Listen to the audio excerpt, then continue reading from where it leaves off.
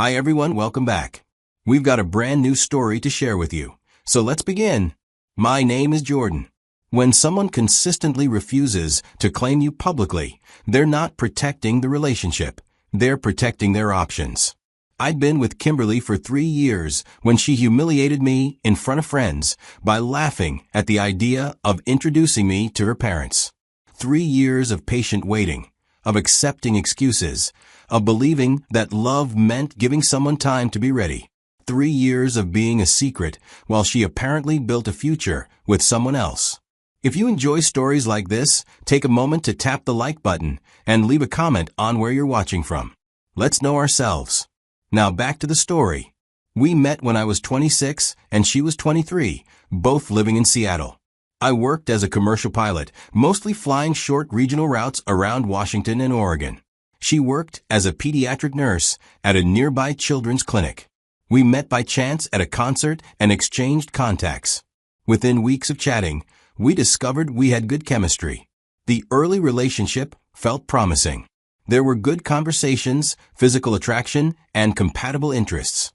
We started dating exclusively after about 2 months, both agreeing we wanted to see where this could go. I fell hard. Kimberly was beautiful, objectively stunning, in ways that made heads turn when we walked into a room together. She was intelligent, articulate, and had this confidence that drew people to her. I felt lucky that she'd chosen me to be her man. But there was always something slightly detached about her emotional availability, a distance I couldn't quite bridge initially. She'd be physically present, but mentally somewhere else. She would engage in conversations, but rarely initiate deeper discussions about feelings or our future. I convinced myself that this was just her personality. Some people are naturally more reserved emotionally, and I needed to be patient and let her open up at her own pace. As our relationship progressed through the first year, I started making it clear that I wanted to build something lasting. I would casually mention that I could see a future with her and talk about long-term plans, what kind of life we want to have together. Kimberly never explicitly rejected these hints, but she never embraced them either. Instead, she would redirect the conversation. She might say things like, "Let's not rush things," or "We have plenty of time to figure that out later." I didn't push because I understood that people move at different speeds, and marriage is a significant commitment that requires her to be sure before committing herself. But as we approached 2 years together, I noticed a pattern that bothered me more and more. Kimberly had never introduced me to her parents or made any attempt to do that. I'd met some of her friends, though.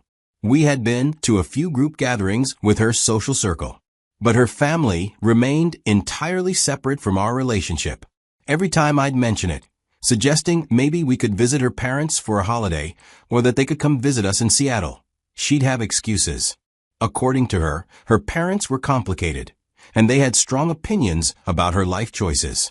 She assured me that she'd introduce me when the time was right, when she felt ready, and when the circumstances were better. The excuses were always vague enough that I couldn't argue with them. Who was I to say her parents weren't complicated or that now was the right time if she didn't feel that way? So I accepted it, assuring myself that she'd come around eventually because she loves me, that her avoidance stemmed from fear of family pressure, not from me or our relationship. But the doubts were there even as I'd pushed down whenever they surfaced. I'd once mentioned these concerns to my co-pilot friend. He'd been skeptical of Kimberly from early in our relationship, though he'd tried to hide it initially. My friend would point out that 2 years was a long time to date someone seriously without meeting their parents. That her excuses didn't really add up. That maybe she wasn't as invested in our future as I was. Even though I was the one complaining, I defend Kimberly every time, playing devil's advocate and saying that everyone moves at their own pace. That her family dynamics were complicated in ways I didn't fully understand. That she was probably just taking things slow. My friend would drop it when I took that angle, but I could see his concern, his belief that I was making excuses for behavior that didn't deserve excusing. As we moved into year 3, I noticed other patterns that should have alarmed me more than they did. Kimberly would become distant for several days any time I brought up marriage or a serious commitment. She wouldn't be cold exactly, just withdrawn, less communicative. like she was pulling back emotionally until I stopped pushing in that direction. She rarely posted about me on social media. Over 3 years together, maybe a handful of photos. And even those were subtle group shots where I was barely visible, or photos captioned with vague references like good times or weekend fun, without mentioning me by name. When she did explicitly post about me, it was always as my friend rather than boyfriend or partner, as if she were deliberately keeping our relationship status ambiguous to anyone viewing her social media. I'd mention this occasionally, ask why she never posted our couple photos or referred to me as her boyfriend publicly. Kimberly would brush it off, saying she wasn't big on social media displays of relationships, that she preferred to keep her private life private. That constant posting about your partner was performative, and she wasn't interested in performing for strangers. The explanations sounded reasonable enough that I'd accept them, even though something felt off about dating someone for years who acted like our relationship was a secret to be protected rather than something to celebrate. My friend had also pointed this out bluntly once, said that Kimberly was keeping me hidden, that her behavior suggested she didn't want people to know we were together, that this was a red flag I was choosing to ignore. I defended her then, saying maybe she just valued privacy, that not everyone needed to broadcast their relationship publicly, that I was secure enough in what we had, that I didn't need social media validation. But I wasn't secure. I was anxious inside. I constantly wonder why someone who claimed to care about me seems reluctant to publicly claim me. I didn't understand why, after 3 years, she hadn't introduced me to her family. I hated to admit that our relationship felt perpetually temporary despite the time we'd invested. Things between us had been particularly distant in the weeks leading up to the incident that ended everything. Kimberly had been less available, more distracted when we were together, and less interested in making plans. I suggested a weekend hangout with some of our close friends. Thought maybe spending time in a casual social setting would help us reconnect. Getting out of our routine might remind us why we worked together. Kimberly agreed somewhat reluctantly, said she'd come for a few hours. The gathering was at another friend's big apartment on a Saturday afternoon.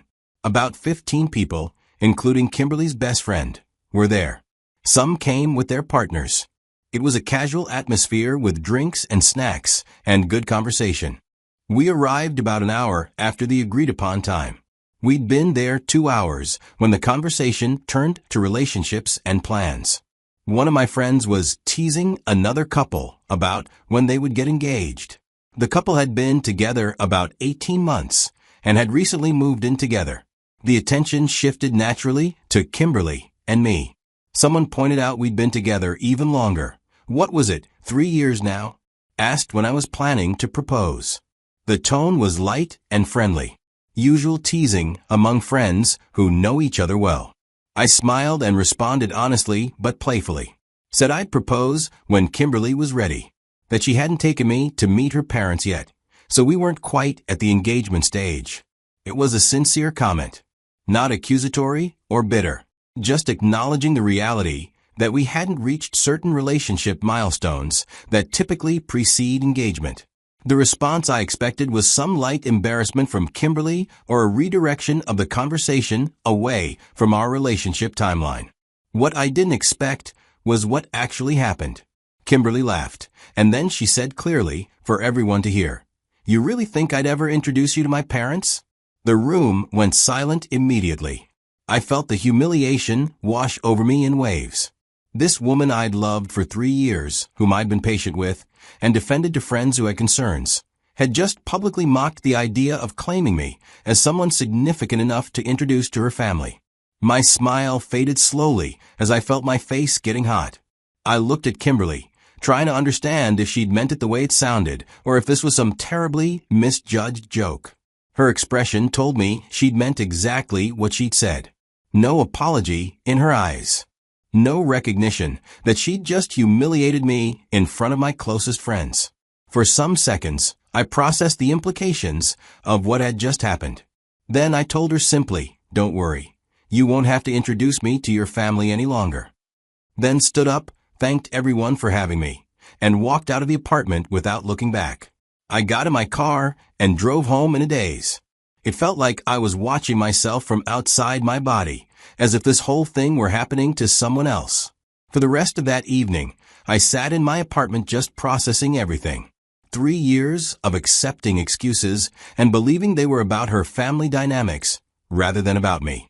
3 years of being patient while apparently being kept as an option rather than chosen as a priority. My phone has been buzzing since I left. These were messages from Kimberly. Initially, I read them without opening them so she wouldn't see the read receipts. At one point, I muted the phone because the buzzing sound was annoying me. The messages she sent were dismissive rather than apologetic. She was asking if I was seriously mad about her response, saying I was overreacting, that it had been a joke that I was taking too seriously. There was no acknowledgement that what she'd said was cruel. No recognition that publicly mocking your partner in front of their friends crosses fundamental relationship boundaries. I didn't respond. Then a new message came through from Kimberly's best friend Jenna, who'd been at the gathering. The message started cautiously, apologizing for what had happened, saying I didn't deserve that I'd always treated Kimberly better than she admitted. Jenna said I should know that Kimberly had been seeing someone else, that she'd been serious about him, that they'd been talking about marriage. Kimberly said he was the one she wanted, and that she would take him home to her parents during the holidays. I read the message, feeling waves of pain. Everything made sense suddenly. All the pieces I'd been trying to force into a picture of a relationship that was just moving slowly clicked into a picture entirely different. Kimberly hadn't been moving slowly. She'd been keeping me as a backup while pursuing something serious with someone else. Someone she apparently had no hesitation in introducing to her family. Someone she could envision a future with, while I waited patiently for scraps of commitment. The detachment I'd noticed wasn't her personality. It was her emotional investment being directed elsewhere. The excuses about her complicated family weren't real. She just didn't want to introduce me to them, because I wasn't the person she was building a future with. The secrecy around social media made perfect sense. She couldn't post openly about me as her boyfriend because she was involved with someone else who might see those posts. The distance whenever I'd mention marriage or serious commitment wasn't fear. She knew our relationship was temporary for her, even if I didn't. I sat there feeling this bizarre sense of devastation at the betrayal and the 3 years I'd invested in someone who'd been deceiving me. At least, I finally had answers to questions I'd been asking for years. I went through our relationship in my mind, identified all the moments where I'd made excuses for concerning behavior, where I'd chosen to believe her explanations rather than trust my instincts, and where I'd prioritized patience and understanding over recognizing patterns that should have alarmed me. I'd told myself that patience was love, that giving someone time and space to be ready was what a good partner did. But patience had just given Kimberly more time to betray me, more time to keep me as her secondary option while she built something primary with someone else.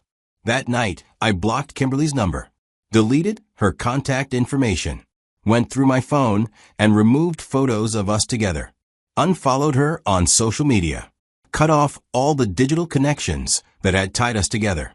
I didn't do it out of anger, exactly, more out of necessity. I knew that maintaining any connection would just prolong the pain that needed to end cleanly. I spoke to my best friend to tell him that he was right about Kimberly. He asked if I was okay. I honestly told him I wasn't, but that I would be, that I'd gotten confirmation of what he'd been trying to tell me for years, that Kimberly wasn't invested in our relationship the way I was. My friend said he was sorry, that he'd hoped he was wrong about his concerns, that he'd wanted to be proven paranoid rather than proven right. We talked for over an hour about the relationship, about the signs I'd missed or ignored, about how to move forward.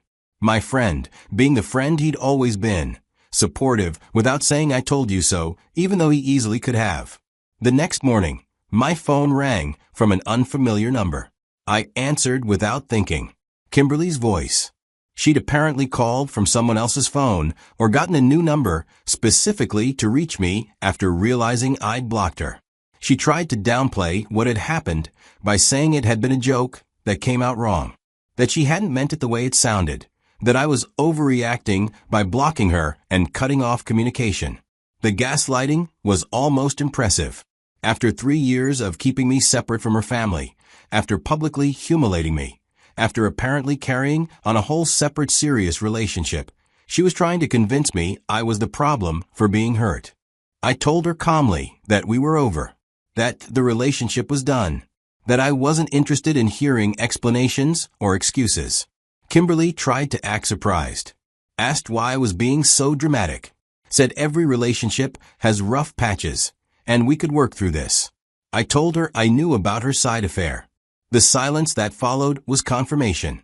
If there had been nothing going on, she'd have denied it immediately, asked what I was talking about, and demanded to know who told me lies about her. Instead, she went completely silent, the guilty silence of someone who's been caught.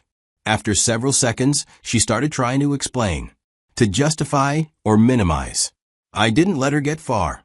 I asked her not to contact me again, told her I wished her well and that I hoped she and the person she could actually take home to her parents would be happy together.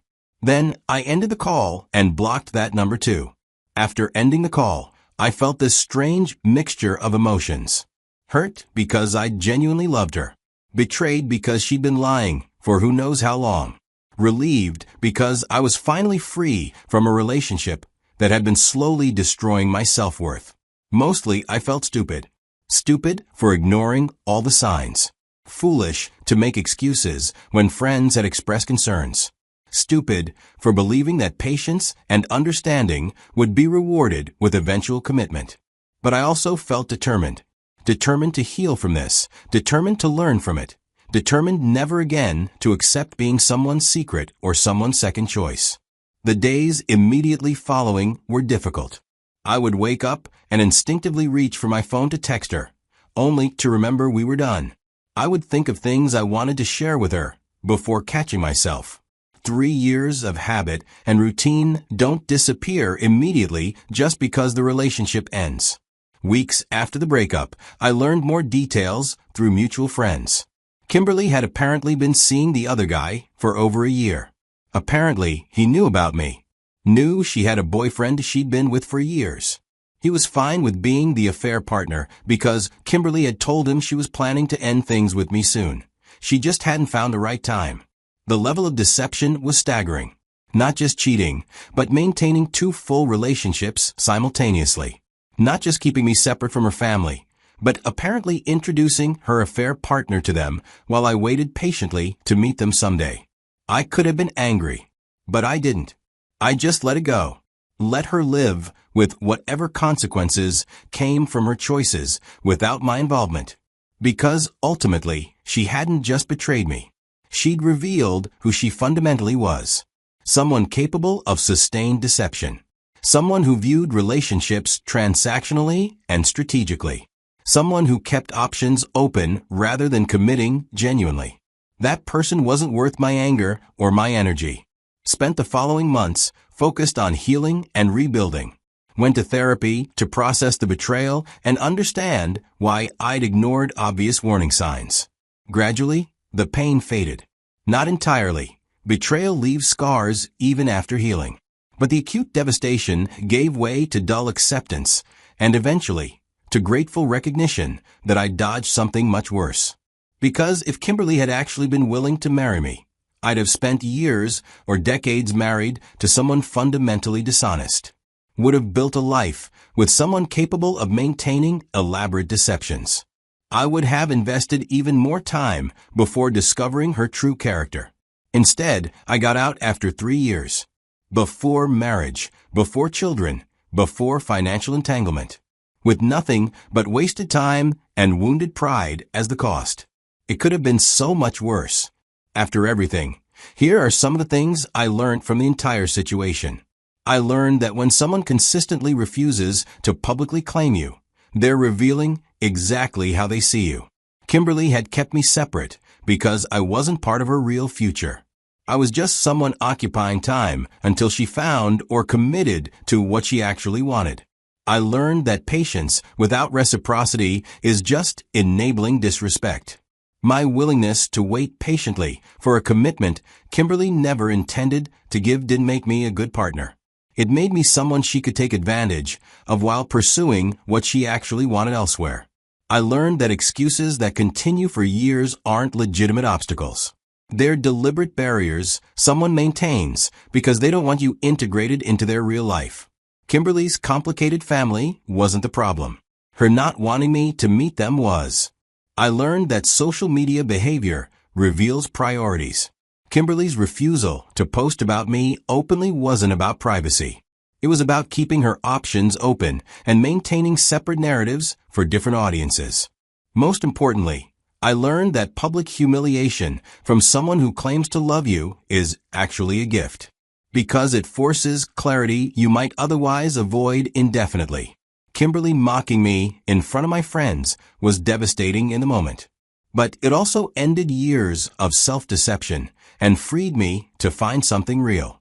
Because I finally learned, patience is only a virtue when both people value it.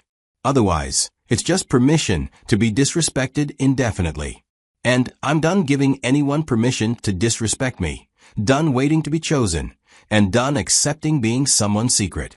I'm choosing myself now, choosing people who choose me, and choosing relationships where I'm valued openly rather than kept hidden. And that's the best choice I could make.